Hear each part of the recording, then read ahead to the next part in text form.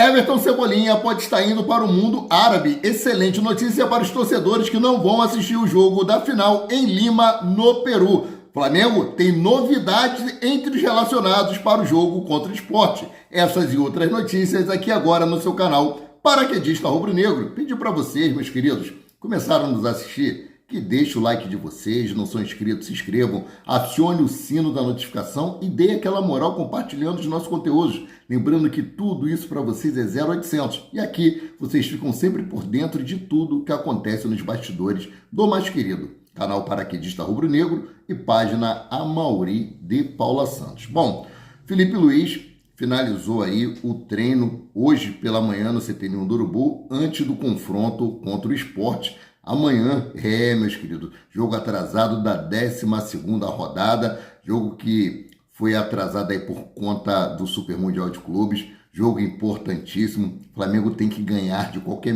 maneira, é uma questão de honra, independente dos desfalques que o Flamengo tem, tá? O Flamengo tem um elenco muito superior do que o Sport que, se eu não me engano, até o momento não ganhou nenhuma partida, né? Empatou e perdeu, não. Teve partida que ganhou sim, acho que ganhou uma partida só. É o time que está praticamente rebaixado. O time perdendo amanhã para o Flamengo, né, já cai direto para a segunda divisão, sem chororô. Então o Flamengo tem a obrigação de ganhar por dois motivos. O primeiro, a fragilidade do Sport. O segundo, que o Flamengo está brigando pelo título do Campeonato Brasileiro, como já foi dito várias vezes pelo diretor José Boto, pelo próprio Felipe Luiz, que Campeonato Brasileiro é a prioridade do Flamengo para 2025. Segundo plano, Libertadores da América. Então o Flamengo está aí nas duas frentes. Libertadores da América, que vai enfrentar o Palmeiras no dia 29, lá em Lima, no Peru, onde nós fomos campeão, né, em 2019, então contra o River Plate. O Flamengo tem a chance aí de conquistar o tetra, meu querido. Então vamos seguindo aqui com as informações, porque o Flamengo teve aí novidades entre os relacionados para o jogo contra o Sport. A delegação do Flamengo saiu daqui do Rio de Janeiro às 15 horas, previsão de chegada lá onde vai enfrentar o Sport às 18 horas. Daqui a pouco eu trago imagens de lá, tá? Bom, os relacionados para o jogo contra o Sport é o seguinte: goleiros Rossi, Diogo Alves e Matheus Cunha. Os laterais, Ayrton Lucas, Emerson Royal e Daniel Salles. Zagueiros, Cleiton, Iago, João Vitor, Léo Pereira e Johnny. Os meias, Bruno Xavier, Eric Pulgar, Everton Araújo e Saul Niguez. Atacantes, Wallace Ian, Samuel Lino, Michael, Luiz Araújo, Juninho Churek, meus queridos, Guilherme, Everton Cebolinha, Douglas e Bruno Henrique. Para o desespero dos antes, Bruno Henrique, que foi absolvido, está entre os relacionados e com certeza será titular amanhã contra o Sport às 18 horas. Bom, o Flamengo tem diversos desfalques, seja por conta da data FIFA ou por estarem entregues ao departamento médico. São eles: Léo Ortiz, Jorginho, Pedro, Jorge Carrascal, Gonzalo Plata, Danilo, Alexandro, Arrascaeta, Varela e Matias Vinha. Então esses aí são os jogadores que estão desfalcando o Flamengo. Léo Ortiz, por causa daquela lesão que ele sofreu contra o São Paulo, o tornozelo dele ainda dói um pouco. Jorginho, né? Pedro, que é por conta da lesão no braço. Jorge Carrascal, Plata, Danilo, Alexandro, Arrascaeta e Varela entregue às suas respectivas seleções. E além disso, Alan, que tem problema na fascite plantar, e Nicolas de la Cruz, esses estão fora por recomendação do departamento médico e não entraram na lista dos relacionados. Nicolas de la Cruz, já foi falado várias vezes, ele, quando tem uma sequência muito grande de treinamentos e também tem uma sequência muito grande de jogos, ele acaba tendo problema, sentindo dores no seu joelho, como disse o Márcio Tanuri, é um problema crônico, né? Então, todas as vezes que ele tem uma sobrecarga, ele acaba ficando de fora e faz aquele trabalho de reequilíbrio muscular. Complicado, né? Bom, sem Danilo e Léo Ortiz, 3 crias do Ninho brigam por vaga na zaga em jogo contra o Sport. Cleiton já faz parte do plantel, enquanto João Vitor e Iago vivem uma mescla entre o sub-20 e o time profissional do Flamengo, meus queridos e minhas queridas. Então, daqui a pouco estarei trazendo para vocês aí informações sobre o vídeo da chegada do Flamengo lá onde vai enfrentar o Sport, tá? Agora falar aqui sobre Everton Cebolinha, havia os comentários, né? Eu até trouxe algumas vezes que o Grêmio tem interesse em contratar Everton Cebolinha. Cebolinha já colocou e já demonstrou o desejo de deixar o Flamengo o mais breve possível por conta da falta de oportunidades. Praticamente ele não deu certo no Flamengo. E um dos destinos de Everton Cebolinha seria o quê? Voltar para o Grêmio, que já demonstrou grande interesse em repatriar o jogador. Everton Cebolinha, que teve sua grande projeção juntamente com o técnico Renato Gaúcho. Mas, segundo informações que eu obtive agora do UOL, é o seguinte: o Everton Cebolinha quer deixar o Flamengo, mas não quer permanecer jogando aqui no Brasil. O intuito dele é ir jogar no mundo árabe, e ele já deixou bem claro isso para os seus representantes. Dois destinos podem ser aí do Everton Cebolinha para 2026. Ou o mundo árabe ou o Catar. Esses dois lugares aí que o Everton Cebolinha pode ir. O contrato de Everton Cebolinha com o Flamengo é até o dezembro de 2026. Ou seja, no meio do ano de 2026, Everton Cebolinha já pode assinar um pré-contrato com qualquer equipe e sair 0,800. Ou seja, o Flamengo tem essa janela, a primeira janela de transferência de 2026 para negociar Everton Cebolinha e não sair no prejuízo total, né? Não tem nenhuma compensação financeira, né? Então, mudando aqui de assunto, Libertadores da América. Torcida do Flamengo já comprou 95% dos ingressos destinados ao clube para a final da Libertadores contra o Palmeiras.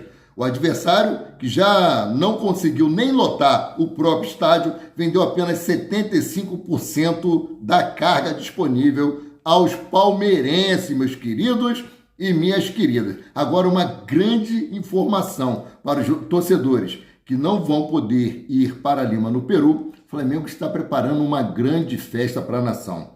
O jogo será transmitido no Maracanã, para um público aí de 70 mil pessoas. É isso aí, meus queridos. Eu vou ir me informando direitinho para trazer melhor para vocês como é que você faz para poder assistir o jogo Flamengo e Palmeiras pela final da Libertadores da América em loco, no Maracanã, é claro, né? Bom, o Danilo deu entrevista hoje para o GE, né? E ele disse o seguinte aqui, ó: aposentadoria para 2026.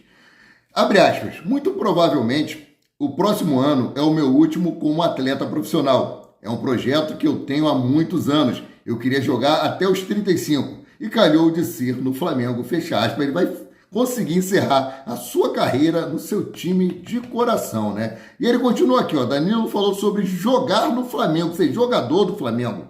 Ele diz o seguinte aqui, abre aspas: o Flamengo é um mundo à parte ao que o futebol de maneira geral. O Flamengo é emoção, é uma questão de sentimento, é muitas vezes pouca razão e é necessário encontrar um equilíbrio nisso tudo, fecha aspas, completou o jogador, né? Eu gosto muito do futebol do Danilo, desejo muita sorte para ele, né? Voltando aqui a falar aqui sobre o caso Bruno Henrique rapidinho, por meio das redes sociais, né, dos seus stories, Zé Boto publicou uma foto ao lado de Bruno Henrique após o jogador ser liberado para atuar normalmente no Flamengo, algo que está causando aí muito burburinho, né? Muita gente revoltada, muita gente não gostou. O diretor prestou aí grande apoio ao atacante durante todo o processo no Superior Tribunal de Justiça Desportiva. Parabéns, Zé Boto, pela atitude, parabéns por estar ao lado do atleta em todos os momentos. Você só é culpado depois do julgamento. Como ele foi julgado inocente, mas pagou a multa de 100 mil reais. Beleza, cara. Seguindo aí, segue a vida. E a defesa do Bruno Henrique emitiu uma nota após a decisão da justiça. Eu não sou advogado, eu não vou questionar se o advogado está certo ou se está errado. Se eu for falar como torcedor, muita gente vai dizer que eu não sou flamenguista. Mas, então, deixa aí a parte jurídica para quem é de direito, né? O pessoal de direito mesmo. Bom, a nota diz o seguinte aqui, abre aspas: a Justiça Desportiva Brasileira, mais uma vez, reafirmou sua independência e imparcialidade, aplicando a lei com equilíbrio, rigor técnico e senso de equidade, sem se deixar influenciar por pressões externas indevidas. Tá? Bruno Henrique respeita integralmente a decisão do STJD, que, ao longo do processo, afastou excessos acusatórios e desconsiderou narrativas fantasiosas desprovidas de respaldo probatório. A versão inicialmente apresentada dos fatos mostrava-se incompatível com toda a trajetória de um atleta que sempre conduziu sua carreira com lisura, profissionalismo e dedicação ao futebol. Bruno Henrique reafirma publicamente seu compromisso com uma atuação ética responsável, comprometida com os valores do esporte. Expressa ainda profunda gratidão à sua família, ao Clube de Regata do Flamengo e à torcida rubro-negra, que permaneceram firmes ao lado e não pouparam esforços na defesa da verdade. Fecha aspas, é o que diz a nota aí dos advogados de Bruno Henrique, tá? Mudando aqui de assunto, tá? Palmeiras mostrando mais uma vez sua total hipocrisia. Tentando aí o tapetão, Palmeiras sugere acordo ao Superior Tribunal de Justiça Desportiva para evitar que Vitor Roque seja suspenso por post de cunho homofóbico após o jogo contra o São Paulo. Caso a negociação avance, o Palmeiras será beneficiado e o julgamento marcado para segunda-feira, dia 17, será cancelado. O que o Palmeiras está sugerindo? Que ele pague uma multa maior, o teto máximo da multa é 100 mil reais, tá? A multa é 100 mil reais. O Palmeiras faria um acordo que pagaria uma multa com valor acima para poder liberar o Vitor Roque e acabar aí com o processo envolvendo o jogador por postagem homofóbica, né? Ué, mas calma aí, não tem que ser condenado quem erra? Mas vocês, agora, pimenta nos olhos dos outros é refresco, né? Bom, falar agora sobre Eric Pulgar, né? Eric Pulgar, que não foi aí convocado para a seleção chilena, porque houve um entendimento entre o jogador e o treinador da seleção. Nicolas Cordova disse o seguinte sobre Eric Pulgar, abre aspas, é uma oportunidade para ver outros jogadores. Eric está absolutamente consolidado, em muito boa forma. Ele tem um jogo mais importante do que os clubes das Américas do Sul. Achamos que o melhor é ele ficar lá, mas é um jogador absolutamente integrado na seleção, o que é muito importante para o que está por vir. Fecha aspas, disse aí o técnico da seleção chilena. Ou seja, ele não tem mais nada para mostrar na seleção chilena, é um jogo amistoso, né? Já deixou bem claro aqui que ele está entre os convocados para a Copa do Mundo de 2026. Deixa o nosso gringo aí, deixa o nosso Pitbull jogando aí no Flamengo, jogo importantíssimo amanhã, o Flamengo já cheio de desfalques, né? Cheio de desfalques.